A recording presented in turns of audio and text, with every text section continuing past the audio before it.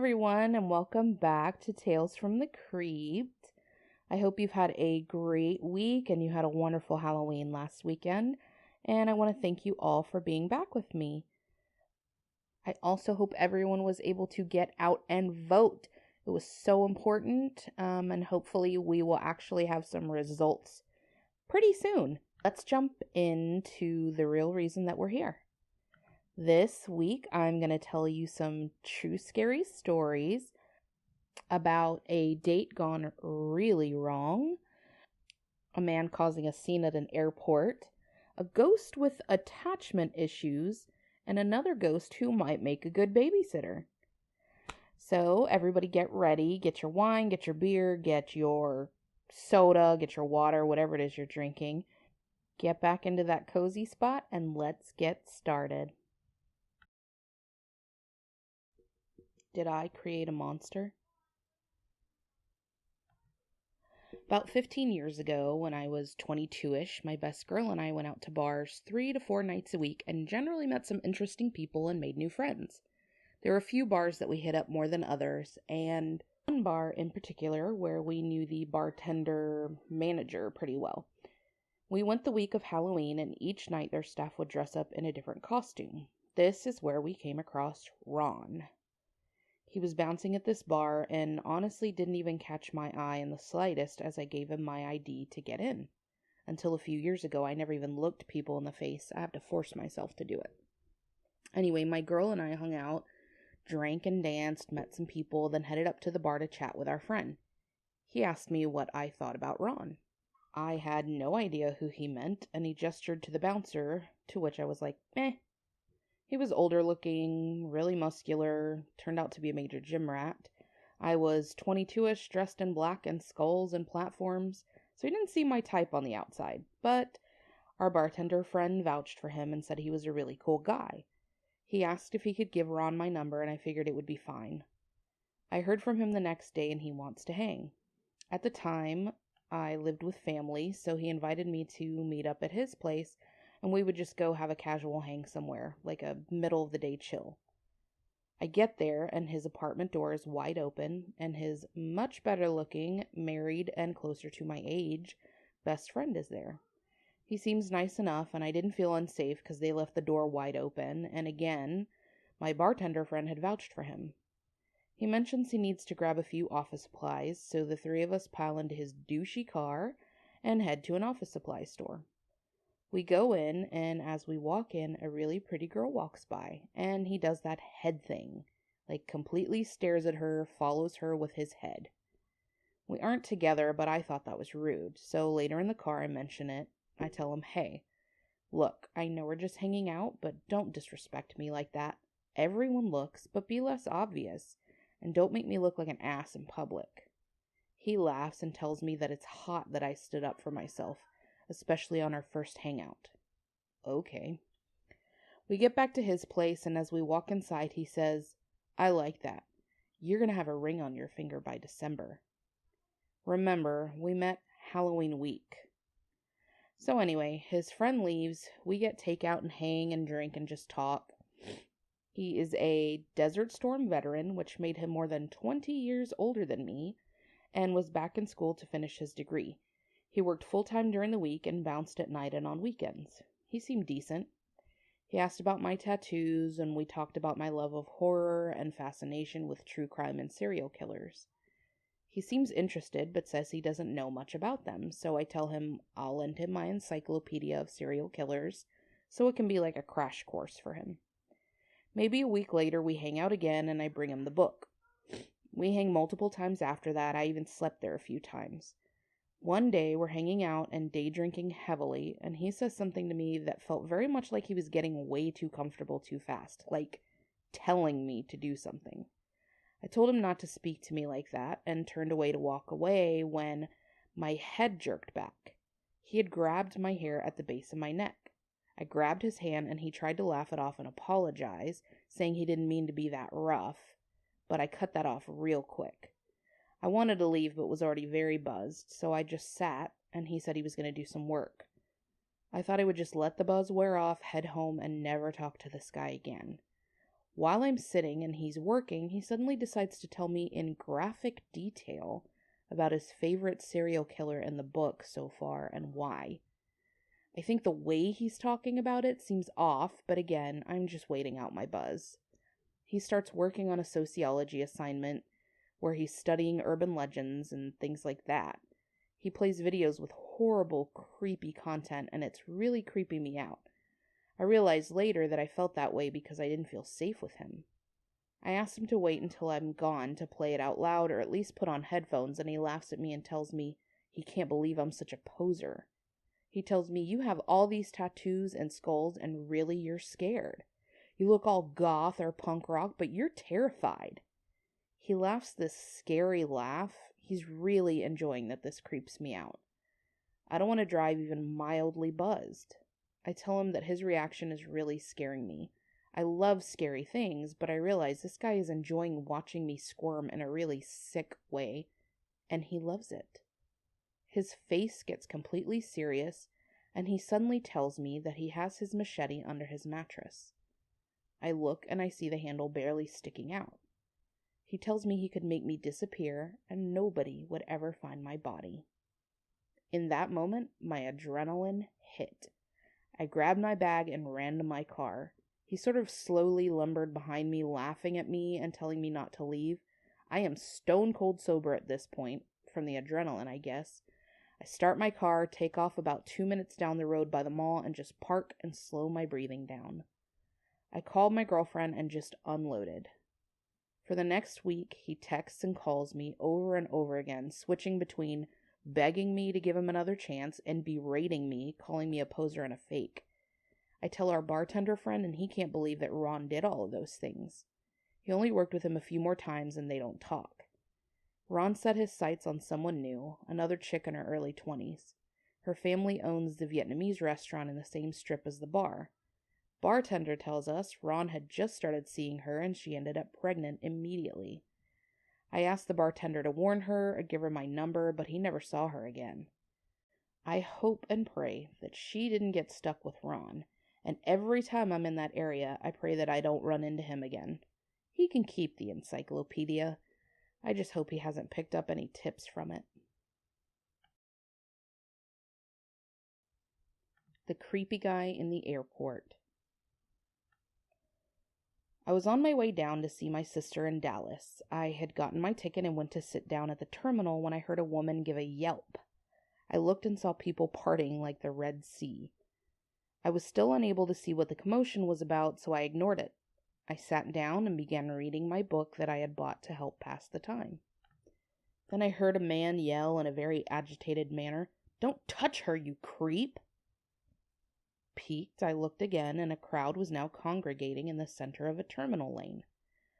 I could still not see what the commotion was about, though, but about that time the crowd started getting louder, and several people were speaking at once. "Oh my God, what's wrong with you?" I heard one woman say. "He needs help. Someone call security," a man closer to me spoke. I shrugged and sat back down. None of my business, I thought to myself. I started reading again and was quickly lost in the story, easily tuning out the world. Suddenly, I felt a hand on my leg. There were people pressed in a circle around me, some standing, some waving at me, and everyone's eyes were bulging out as they vied for my attention. The hand was from a gentleman sitting next to me. I looked at him, but he wasn't even looking at me. He was too busy staring directly past me. That led me to look where he was. Now, I'm not sure if I'm glad I did or not. Next to me was a dingy man in what was probably used to be a white t-shirt, but was more like a gray now, covered in stains and holes throughout. His hair was a mop of dreads, but I don't think it was intentional. He was very dark-skinned, which made all his white and red bleeding scabs covering his skin that much more noticeable.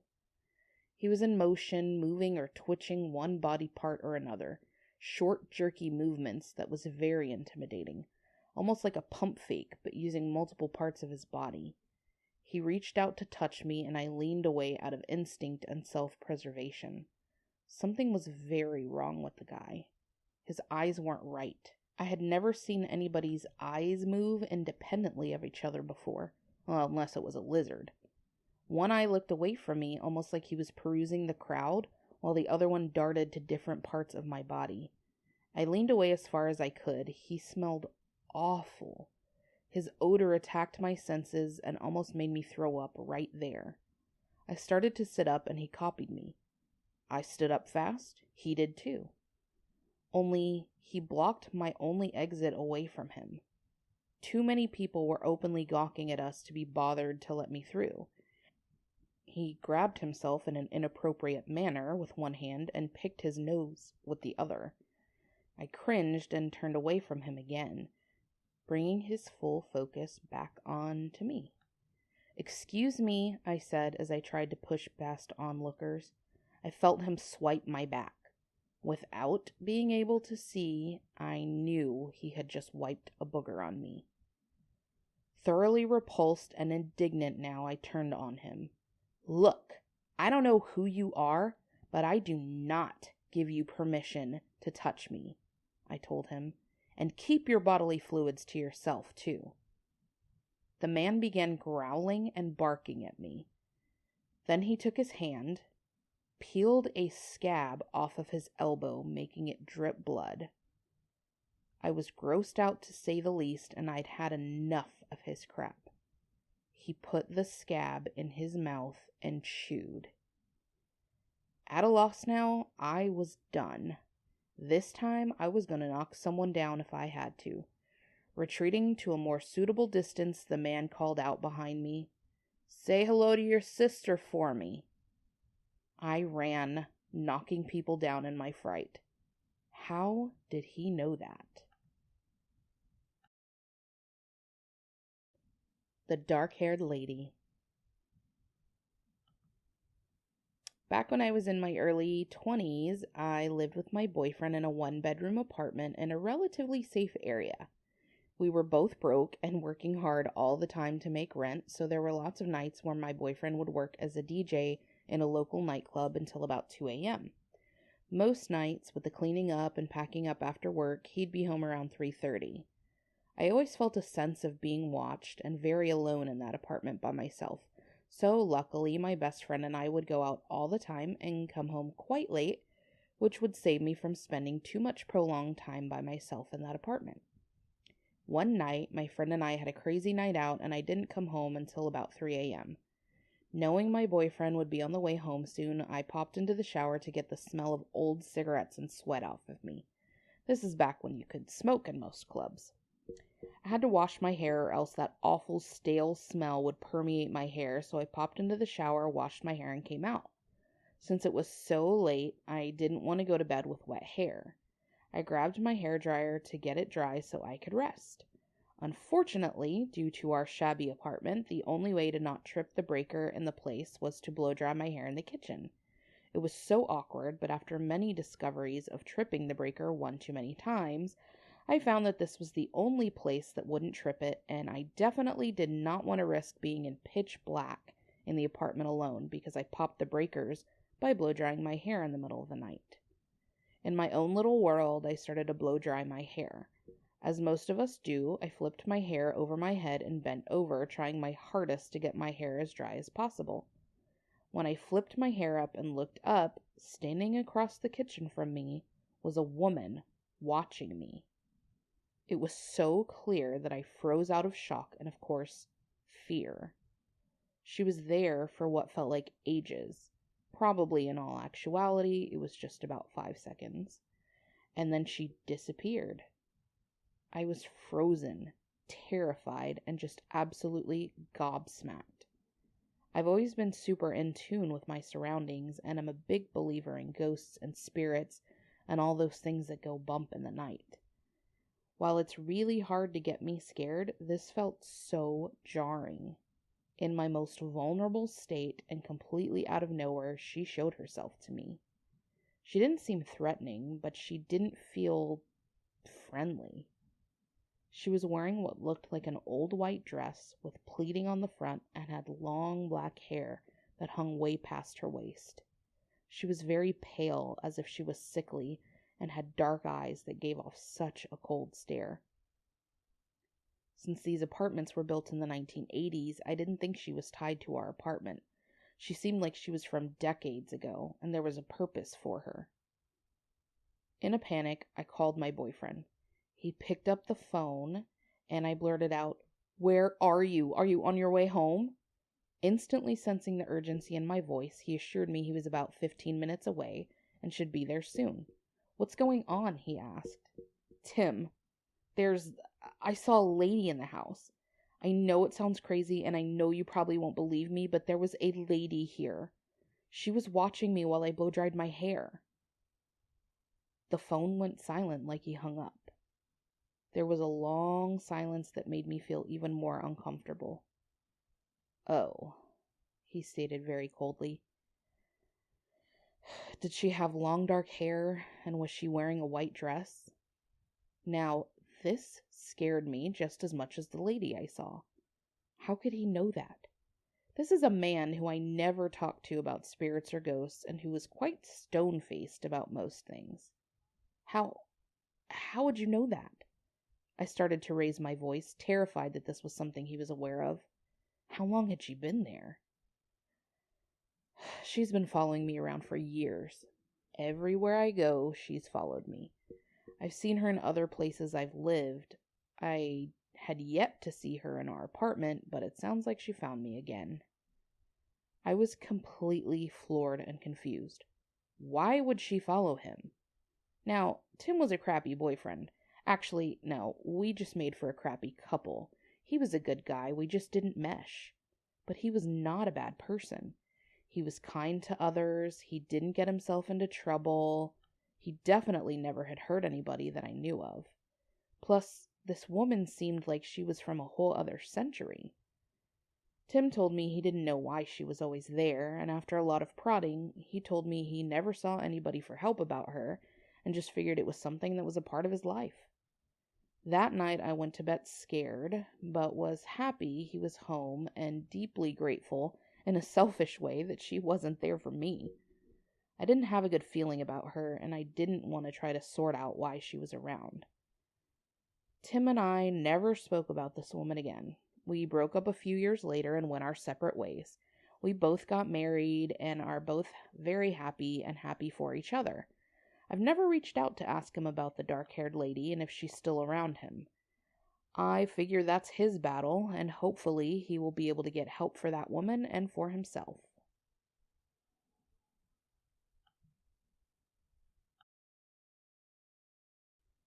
The Victorian home Soother. Few years ago, we lived in an 1850s Victorian farmhouse. It was a bit of a nightmare, as it was a money pit, but it was so dreamy on the outside. It was absolutely beautiful. We were out in the country, and we were the only house on that road. It was just gorgeous. We hadn't lived there very long at this point. I was in the kitchen cleaning and doing dishes before I started dinner. I didn't want to add more mess, so I just wanted to straighten up. Layla was in there with me, and she had come up to me asking for something to eat. She wanted a sweet, like candy or something, so I told her, "No, I'm getting ready to cook dinner. You can't have anything right now." Well, Layla is really good at throwing fits, and she had a complete meltdown. In all honesty, I'm getting paid back for everything I did as a kid. She is sassy times 10.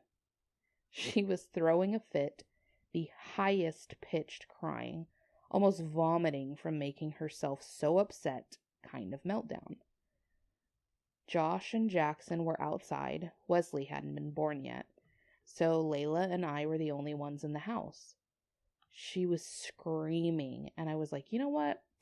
I'm not even going to react to it. I'm just going to let her scream it out. So I've got my back to her, and I'm loading the dishwasher when all of a sudden we both hear it. We hear, "Don't cry."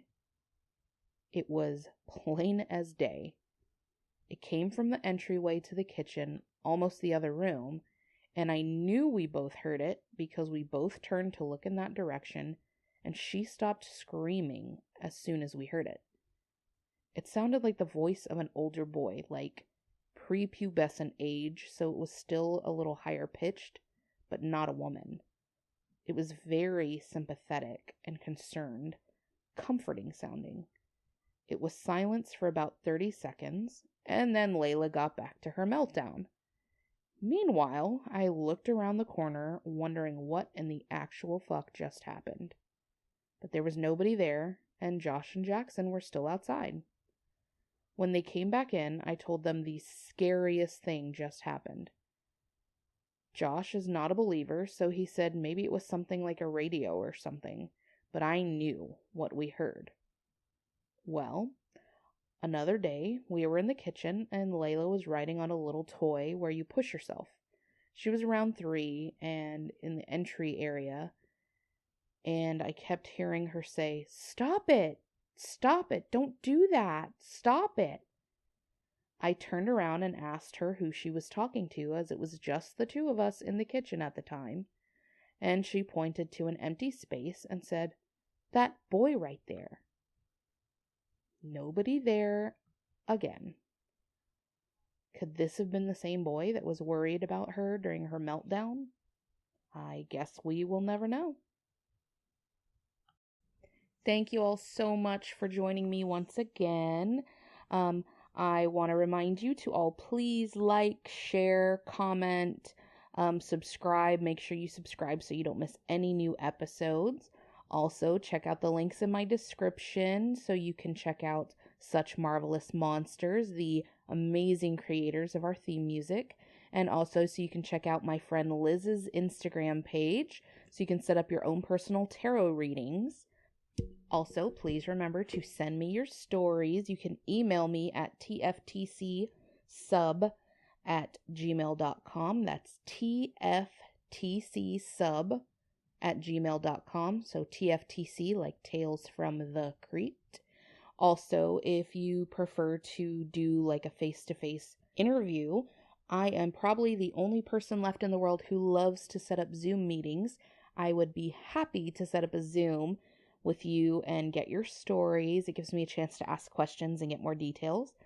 So again, just email me and let me know you want to do it that way. I hope to see you all again next week, 9 o'clock Saturday night, once again. Until then, keep your Palo Santo handy and stay safe out there.